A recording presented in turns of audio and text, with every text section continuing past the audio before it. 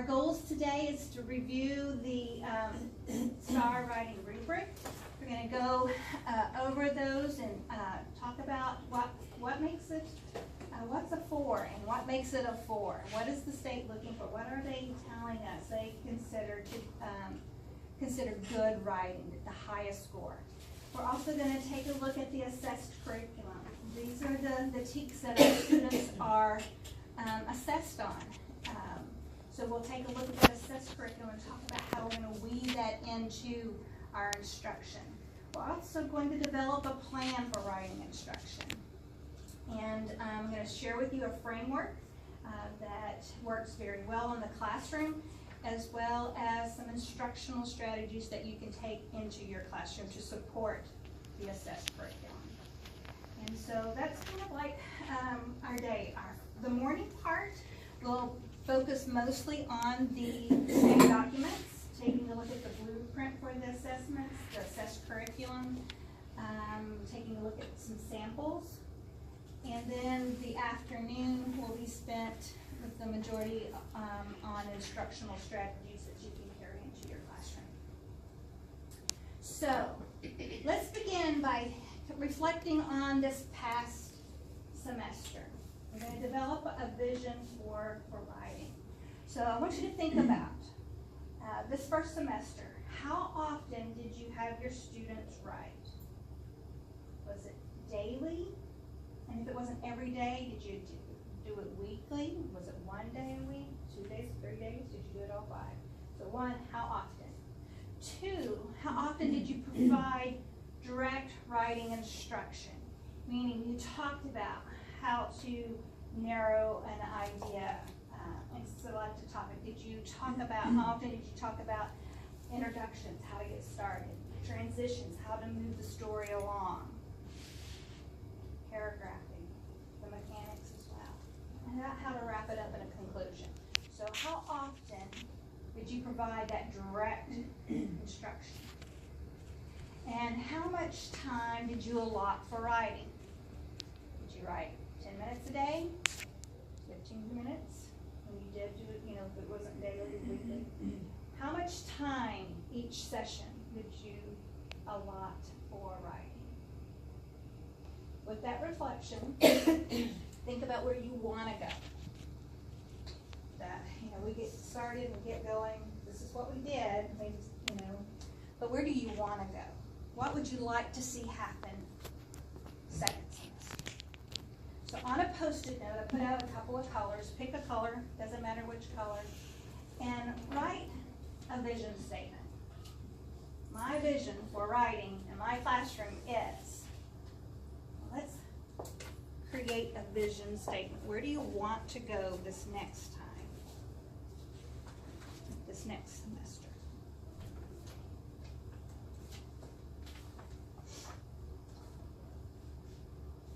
And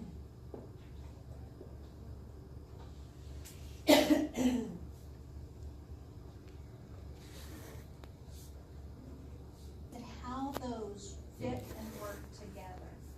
So we're going to start by looking at the STAR rubric for score point 4, which is the highest.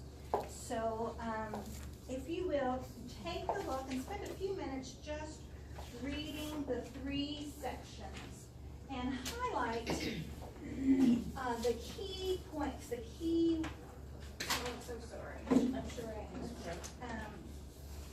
The key points for each of those sections. So read through the organization and progression, the development of ideas, and the use of language and conventions. And what jumps out at you? What's important in each of those sections?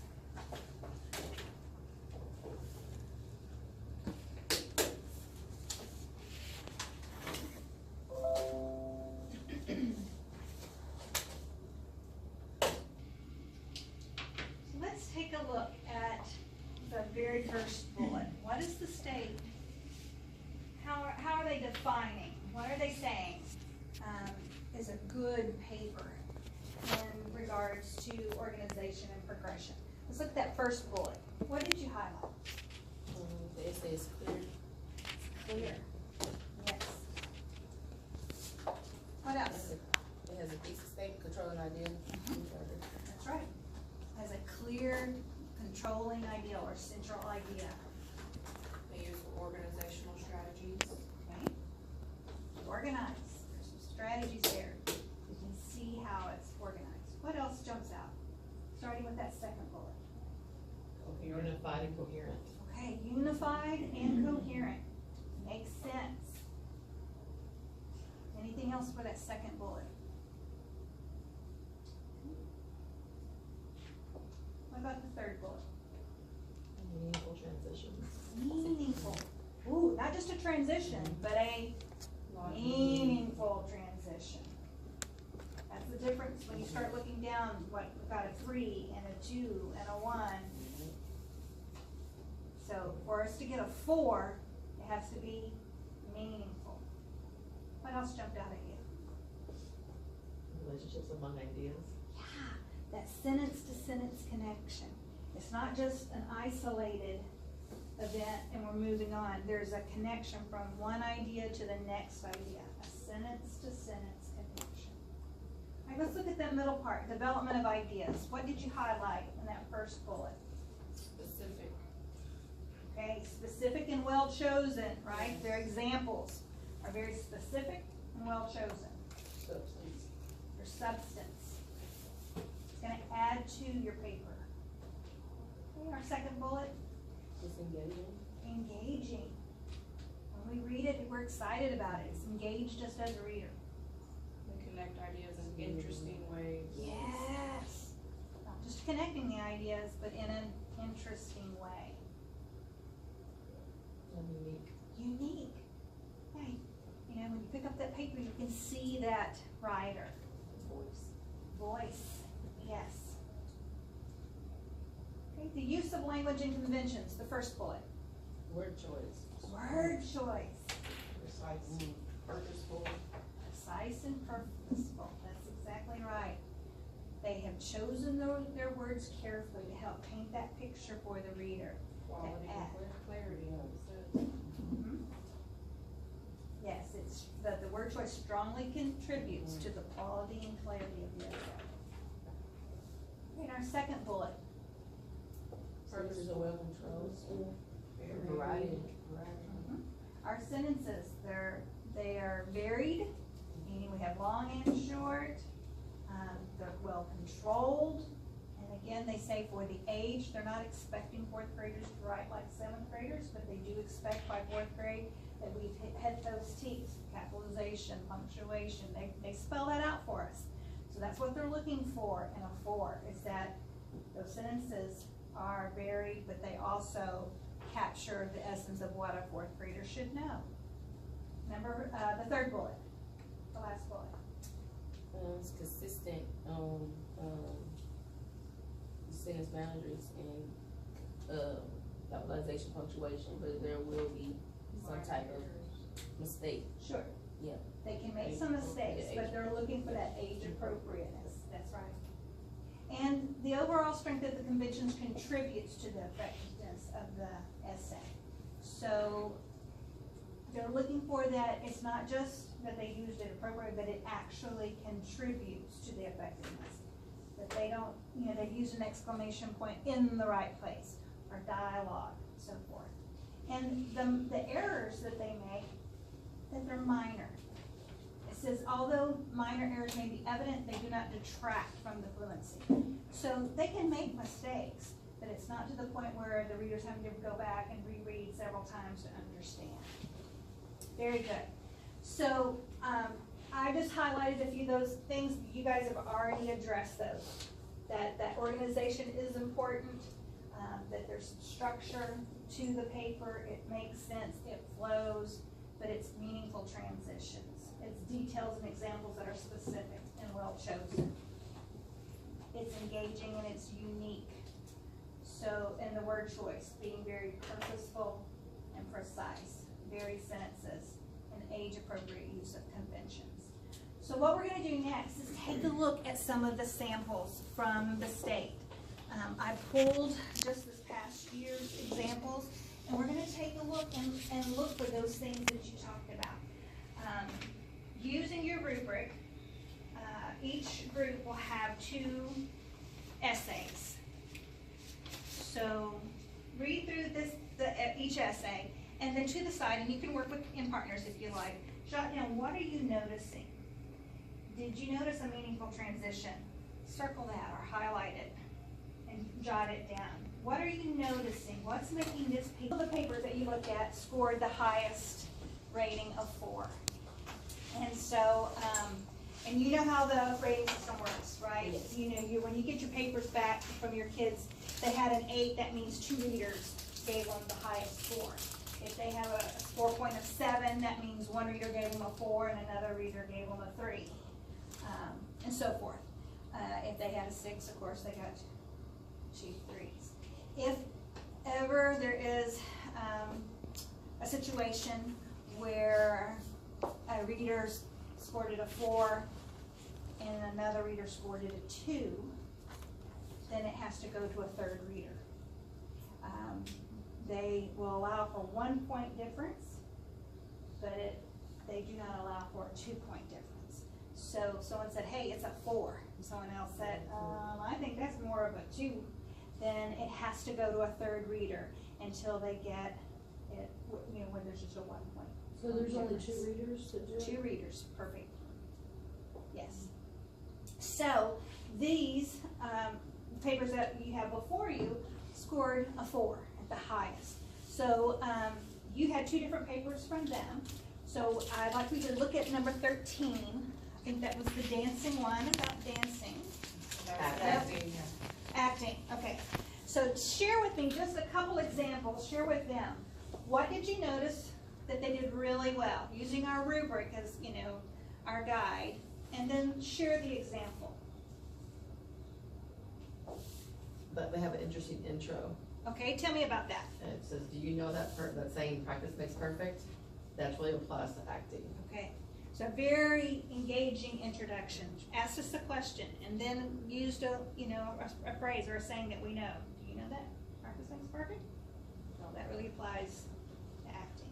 And of course, the prompt was about writing about something that is hard, and for you to explain what was hard and what made it hard.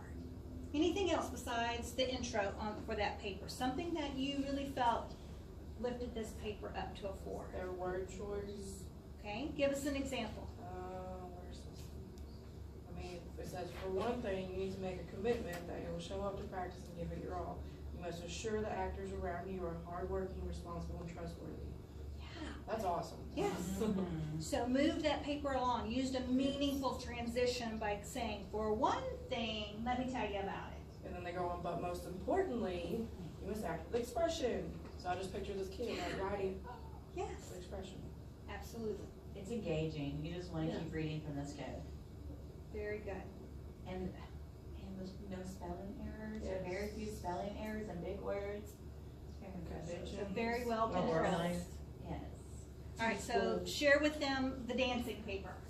The one about dancing, that was paper number I 14. like that it had unique vocabulary specific to dance. Very entertaining because I just pictured myself trying to do all this stuff that this child talks about. Yes. Like stretching and then just fall over on the ground. It's easy to follow along. Great transitions.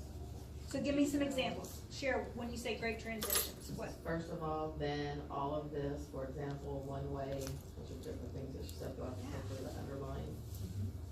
And you talked about the word choice. She used some very specific words. Flexibility. Use, well, Cavio, I'm not sure how to I pronounce that. know, I That know. whatever that leap thing is, and Yes. she explained what the leap thing is. CABIO. Not just the Cupid shuffle, this is actually called Yeah. Cupid. Yeah. And And she buried her sentences. she made it relatable. Entertaining. And meet this child. In both papers, both kids used in certain spots all capital letters for one word to like make a point Mhm. of that word in that sentence.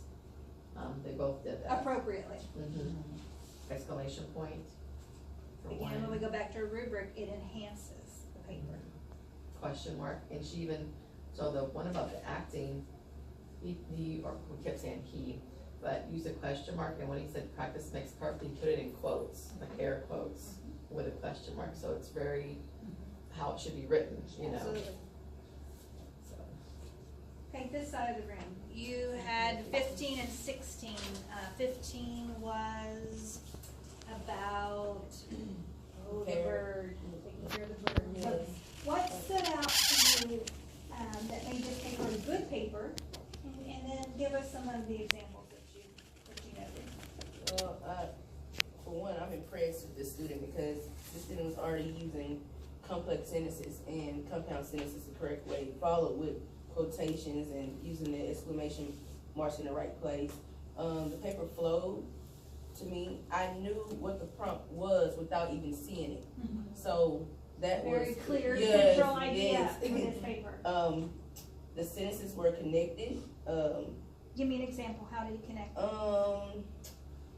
Just like in the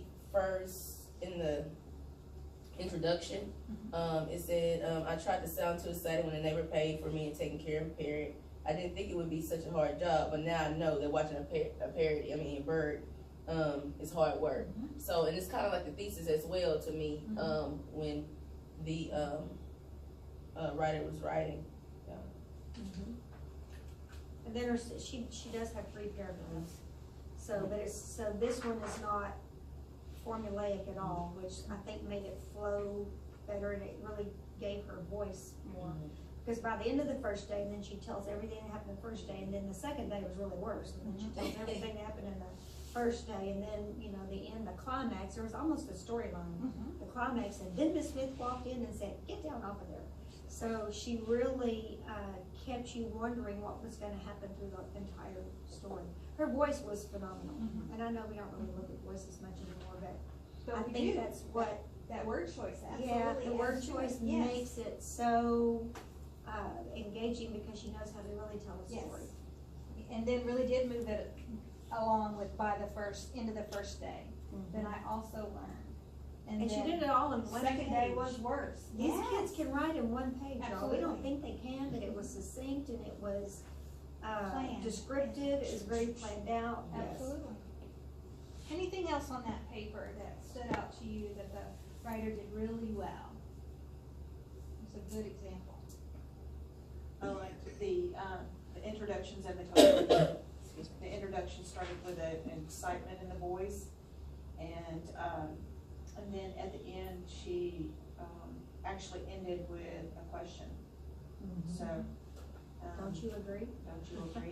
Yeah, she started out with $25, so she started out with conversation. I try not to sound excited when my That neighbor was her paid me hook. for taking care of her parrot. So that's how she started it. And then at the end, she kind of wraps it up with watching him was hard work. I don't think it's worth the money. Don't you agree? Yeah. I think that you can tell her teachers really worked with her and her group on that hook and getting your reader engaged and starting that introduction well, so she really knew how to do that. Well, I do have a question. Well, she said, don't you agree, right? Are you supposed to talk to the reader, or? Yeah. Because I have seen that in the 7th grade, like some of the 4 papers, they're talking to the reader, but I was always taught, That don't they talk to, should. yeah. Me too. Alright. And I think you don't want, cause they're not having a conversation with the person Yeah. reading the paper. Yes, ma'am. So it's not something that I would necessarily teach, but it's also not going to kill them. That's one, you know, if you think about this whole paper, and she ended it with, don't you agree? I mean, and it could be just, if you think about it, she's told her story, she's explained it, she's like, man, that was a lot of work, don't you agree? You know, not that she was really asking you to respond to her. But, again, I base it on what does the state show me, and you look back at the examples, and they give you, you know, the analysis, and we have to look at those. And I think that one little thing is not going to hurt them, but I certainly wouldn't teach kids to do that, because I don't see any evidence from the state saying that that's what they're looking for. Well, our dance one did the same thing, our acting one, because they opened it with a question to the reader. Yeah, that You know, one the saying that was, practice makes perfect, so they're Yeah. also doing the same Yeah. thing. It's kind of a rhetorical question, and you know, Correct. we've always, especially in the upper grades, we teach rhetorical questions, questioning, and when you put it into a paper and how and why. So it's it's not a black mark, I don't think. I think Correct. these kids are probably just more sophisticated and I that's think what it's they character need. to a paper. I think so too. I agree. That was this little girl's voice to say, well, don't you agree? To me, Right. that was her voice, not necessarily a, That she was asking you Yeah. to To respond answer. to her. yeah. All right, and then you had one more paper, number 16, which was about the tomato garden. What came up, bubbled up as something that was really good about that? Why do you think it scored a 4? What examples did you see?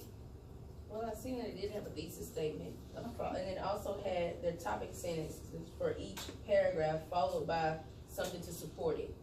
Okay.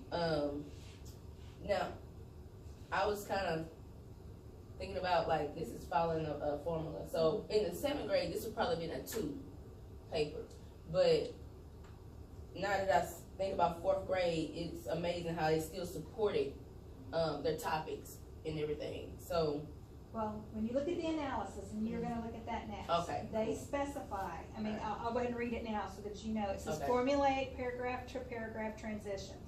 I mean, they're not saying that's a good thing, they're telling you right now that they noticed that. okay, And they give you the example, the first reason, secondly, the last reason, because it does follow that 3-paragraph paper.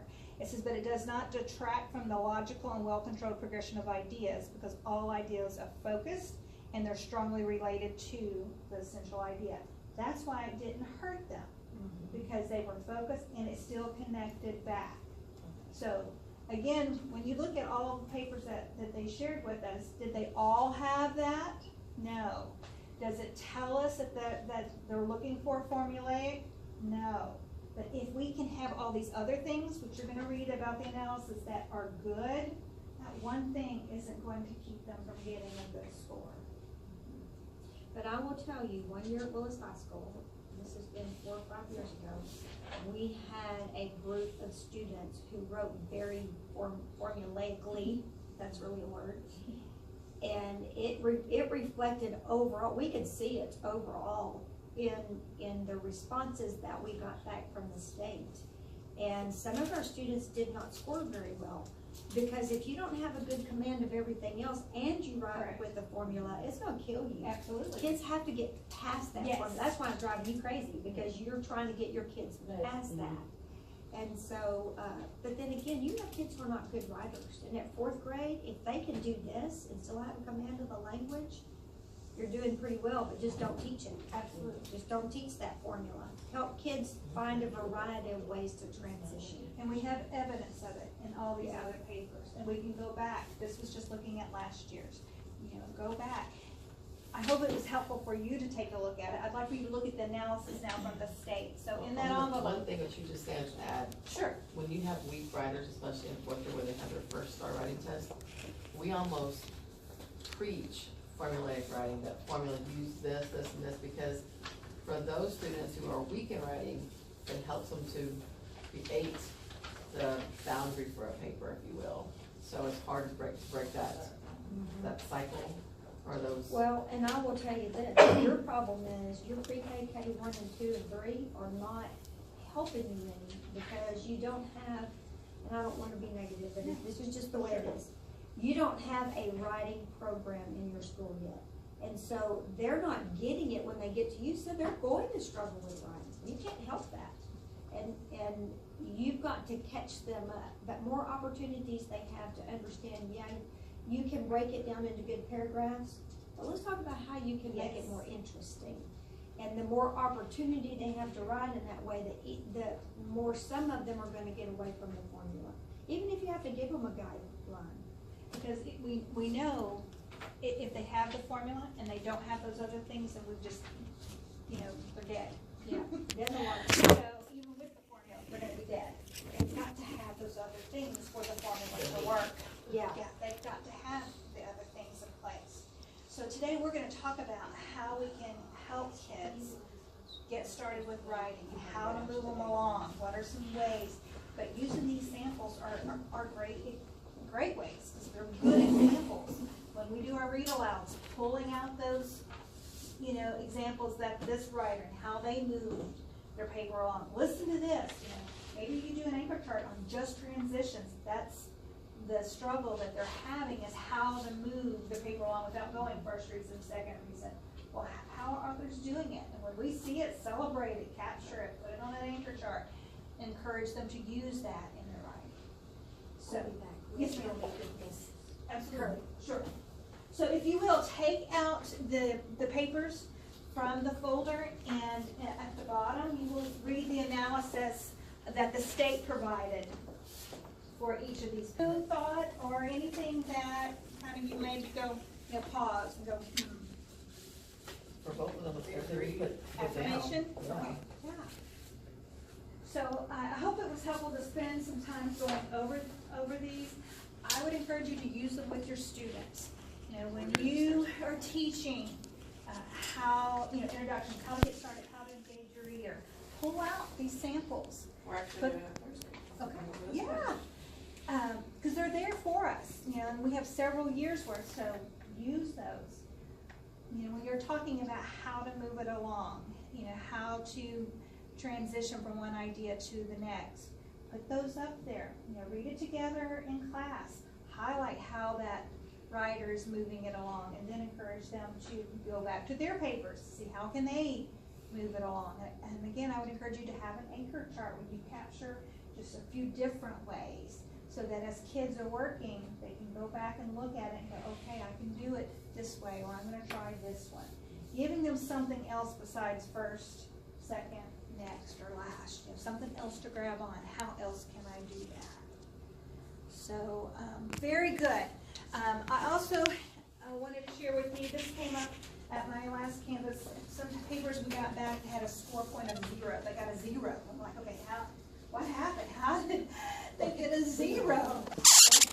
Here are the descriptors provided to us from the state for grades 4, 7th, and English 1, 2, and 3 on what would give the student a 0. So if they don't write anything, they're off topic, they can't read it, illegible, they write in a language other than English, but they just didn't write enough. And I will say, in looking back at examples that they provide for us that scored a 4, sometimes they didn't use all of the lines. It's okay that they don't use all of the lines, but there has to be enough there that they can see all of the descriptors on the rubric. It lacks original writing, they're copying, paraphrases the prompt that can get them a 0.